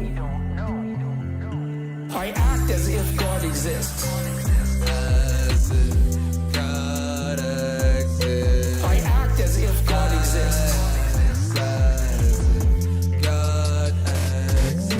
I act as if God exists.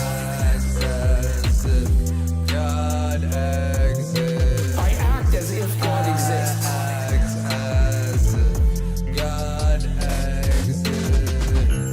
The hypothesis is that there has been one or two individuals who managed that, and that in their management of that, they transcended death itself. So what do you mean by transcended death? Well, in the case of Christ, let's assume he was a historical figure. Is his resurrection real? Well, his spirit lives on. That's certainly the case. Let's imagine that a spirit is a pattern of being. Patterns can be transmitted across multiple substrates. Vinyl, air, vibrations in your ear. It's all the translation of what you might describe as a spirit. It's that pattern. It's independent of its material substrate. Well, Christ's spirit lives on. It's had a massive effect across time. Well, is that an answer to the question? Did his body resurrect? I don't know. I don't know. I don't know. I don't know. I don't know what happens to a person if they bring themselves completely into alignment. I've had intimations of what that might mean. We don't understand the world very well. We don't understand how the world could be mastered if it was mastered completely. We don't know how an individual might be able to manage that. We don't know what transformations that might make possible.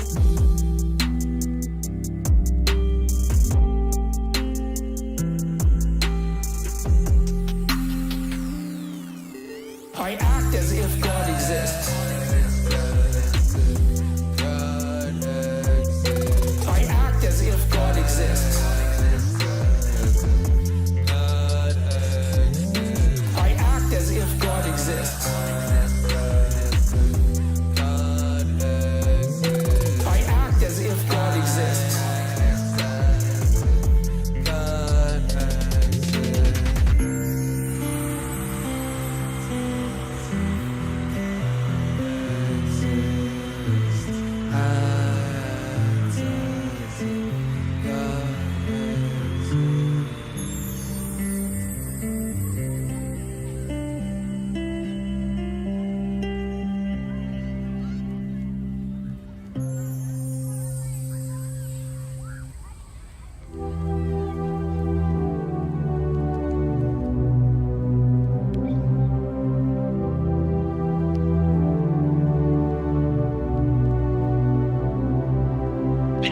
what happens, not I don't care what happens.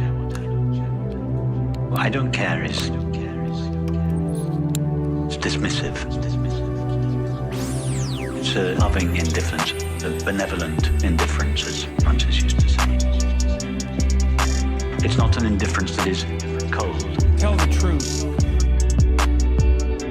Because awareness is not an aloof, separate witness of experience locked up in an ivory tower of indifference. It is intimately one with all experience, so its intimacy is its loving aspect.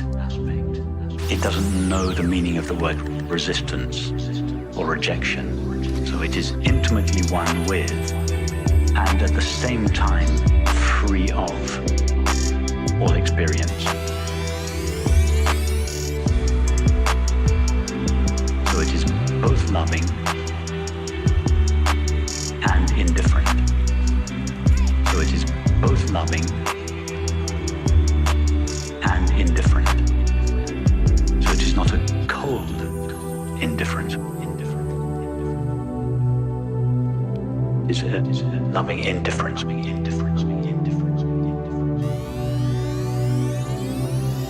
Loving indifference. We're speaking about awareness. Loving indifference. There is a meaning to the words true and false, right and wrong. Loving indifference.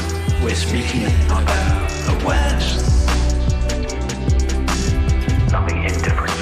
The qualities that are inherent in our true nature.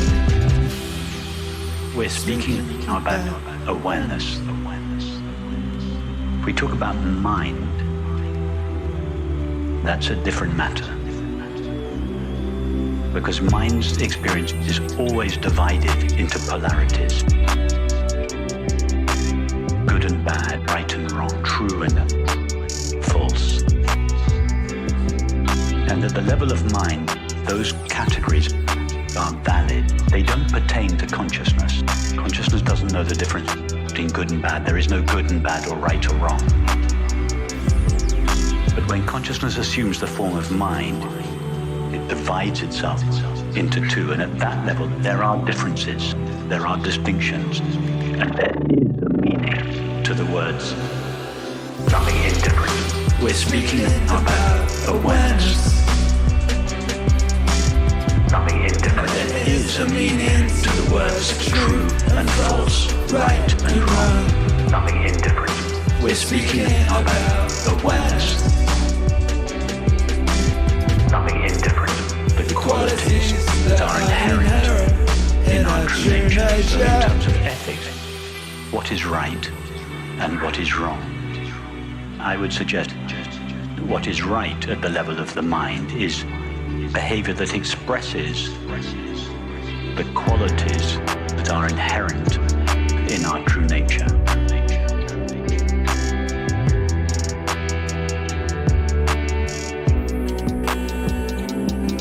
Another name for awareness is love. So behavior that is loving is an expression of the inherent quality of our true nature. The inherent quality of our true nature. Loving indifference. We're speaking about awareness. Loving indifference. There is a meaning to the words true and false, right and wrong. Loving indifference. We're speaking about awareness. Loving indifference. The qualities that are inherent in our true nature. Cruel or unkind, unjust, unloving behavior are behaviors that, whilst they come originally from awareness, there's nowhere else they could come from. They are filtered through the belief in separation, and as they are filtered through separation, they are perverted or distorted. So hatred, for instance, is love distorted by the sense of separation.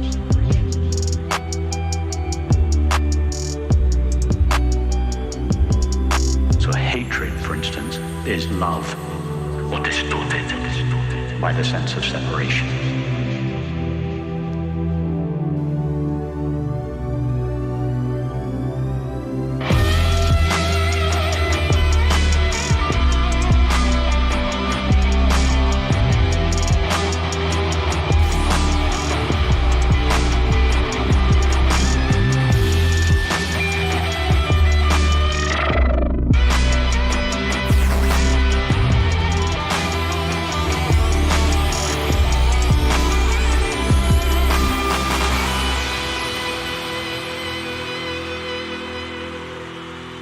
Akira. Let's welcome to the stage Mr. Gary Vaynerchuk.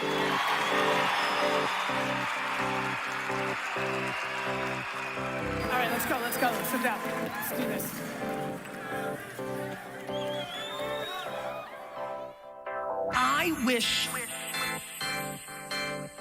I wish we had better perspective. I wish that there was some weird genie that could take us back into time so that every one of you could live one fucking day in your great-great-grandparents' shoes and understand how fucking good you have it. Understand how fucking good you have it. Like if you really, really understood. Really understood. I'm not naive to what's happening in our society. Let me just say this very clear so everybody gets it through their fucking dome. This is the greatest year to ever be alive in the history of mankind. This is the greatest year to ever be alive in the history of mankind. This is the best. This is the best. This is the greatest year to ever be alive in the history of mankind. Fascinated by this. Fascinated by fucking mindset. What's up, Gary V? It's a binary decision if you're gonna be positive or negative about shit. When you bet on optimism, when you're on the offense, when you were playing towards intangible, you do something super duper interesting. You start suffocating excuses. If you asked me what the number one thing is that I'm thankful for that my parents gave me, taking me from a communist country and moving me to the US, parenting me well, roof and clothes. If you ask me the number one thing I wake up every morning and thank that my parents did, is I never saw either one of them complain about jack shit. And it basically created learned behavior for me. I am incapable of actually complaining about shit.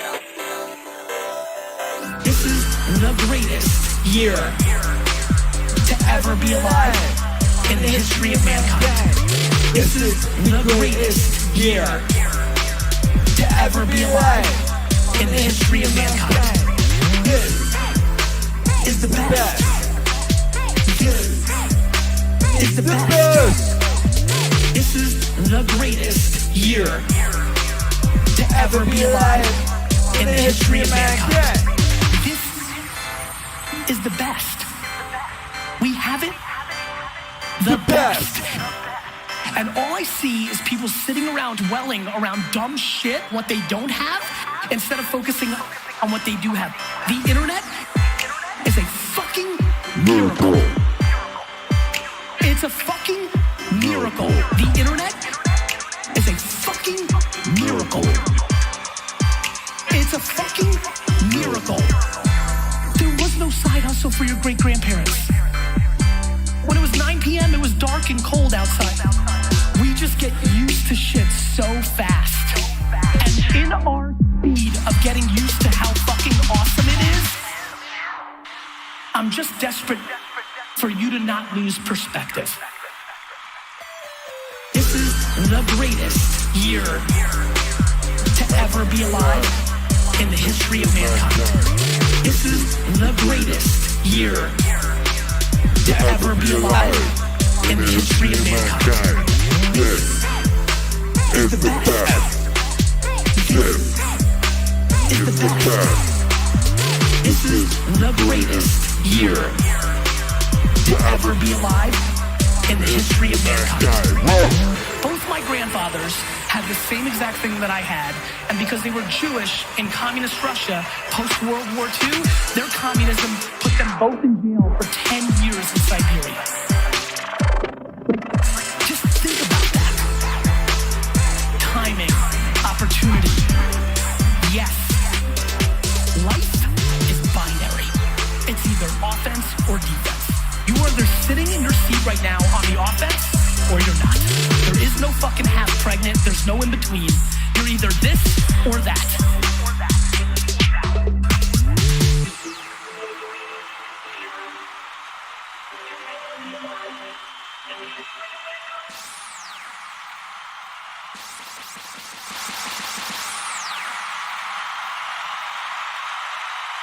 What's up, baby? Make some noise. For 2020, baby. Thank you, 2020. Thank you, 2020.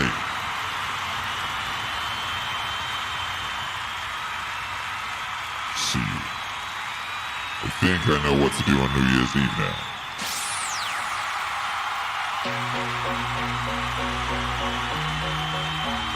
Whoa! Therefore, take no thought for the morrow, for the morrow shall take thought for the things of itself. Sufficient unto the day is the evil thereof. I spent a long time trying to figure out what that meant too, because it's another one of those lines that can easily be read as pro-grasshopper and anti-ant. Remember the old fable of the grasshopper and the ant? Maybe not.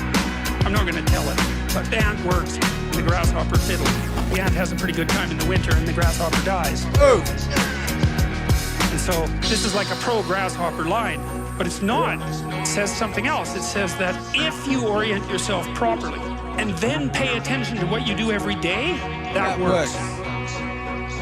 That works. That works. Yeah. That works. And you can live in the day. Your creature has a name. You have to have a name. That makes every moment supercharged with meaning. Live in the day. Your creature that has a name. You have to have a name. That makes every moment supercharged with meaning. Make some noise. The world shifts itself around. Aim. You're a creature that has an aim. You have to have an aim. In order to do something. You're an aiming creature. Yeah. You look at a point and you move towards it. It's built right into you. And so you have an aim. Well, let's say your aim is the highest possible aim. That sets up the world around you. It organizes all of your perception, what you see and you don't see, your emotion and your motivation.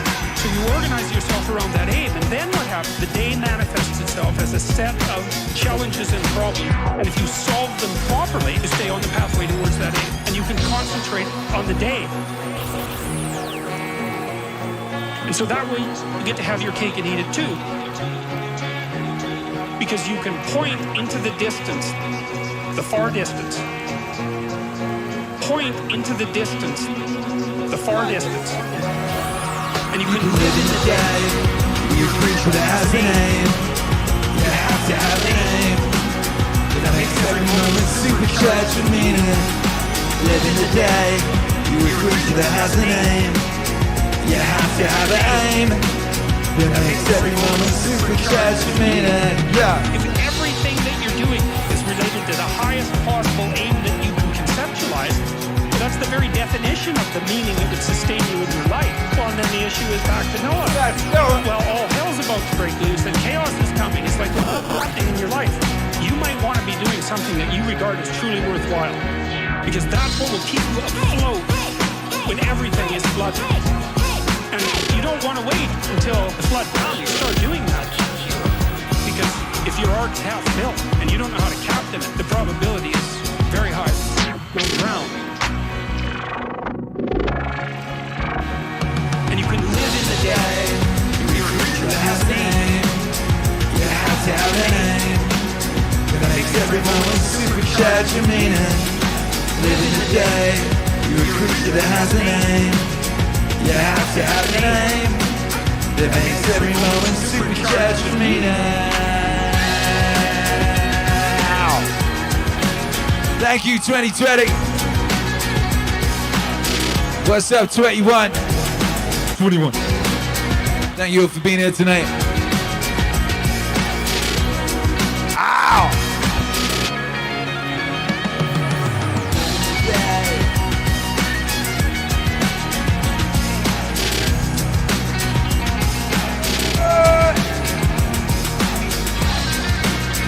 Make some noise, MAC. Flood that chat. Wave emojis all now.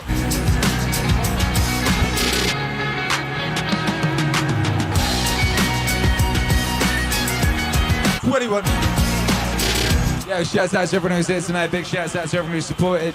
Without you, this doesn't happen. God bless Prince Jabrikas, the Scopes, the Scoops, Particle Wave, Sivian, Maria, Flag Out Films, what's up? If you want to support the wave, I'd say a jolly good idea would be to go to meaningwave.com and get yourself some velvet clothing, like what I've got. And you can be cool like me. If you want to make a donation, we got various links. We got Bitcoin, we got Venmo, we got Cash App. All that links is in the description.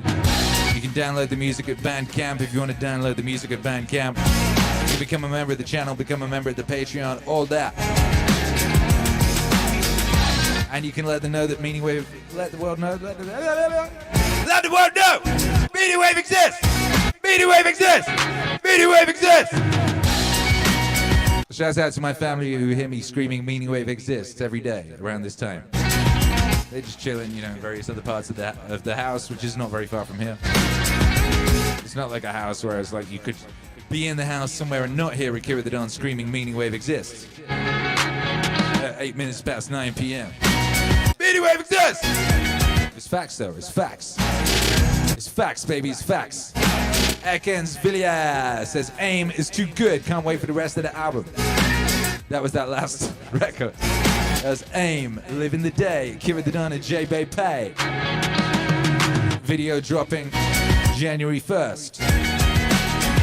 Song dropping January 1st. Vinyl campaign kicking off January 1st. JBP Wave season kicking off January 1st. Living the day. You're a creature that has an aim. Supercharged! Supercharged, baby. Supercharged with meaning. We'll be back tomorrow morning, 7 a.m. CT on the TWITCH, and we'll be here tomorrow with that Meaning Crisis and Chill, Viveki, John, and Akira the Don. Wednesday is that Dune. It's the final Dune Club, the final Dune Wave Audio Book Club, the final. Yo, come on.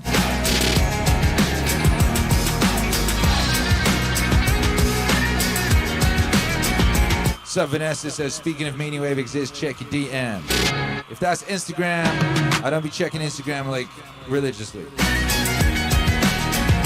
I'll check it at some point. Alright.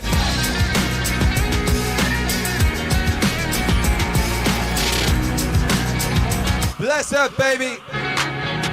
We getting out of here. Thank you for being here. Meaningwave Live. Thank you, 2020. Good. Get.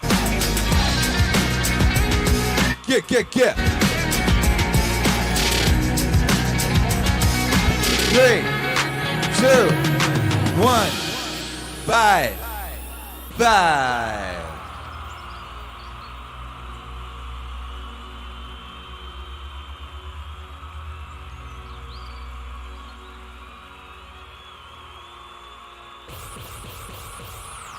Woo.